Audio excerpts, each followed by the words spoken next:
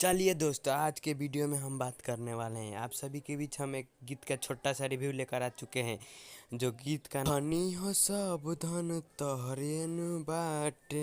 ये गीत Pawan Singh power star का है। जो इस गीत को आप सुनेंगे तो कहेंगे बहुत ही अच्छा गीत है।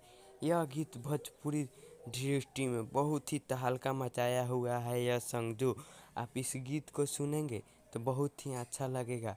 इस गीत को पवन सिंह गाए हुए हैं और वीडियो में भी आपको पवन सिंह देखने को नज़र आ सकते हैं। हम यह भी चीज़ बताने वाले हैं कि जो जितने भी गीत आते हैं मेरे ही चैनल से पहले रिव्यू होते हैं, इसके बाद ही और कोई के पास जाता है।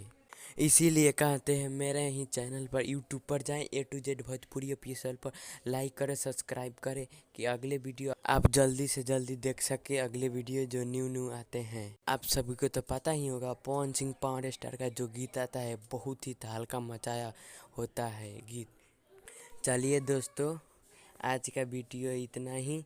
फिर मिलते हैं नेक्स्ट वीडियो में। जब तक टाटा बाय बाय।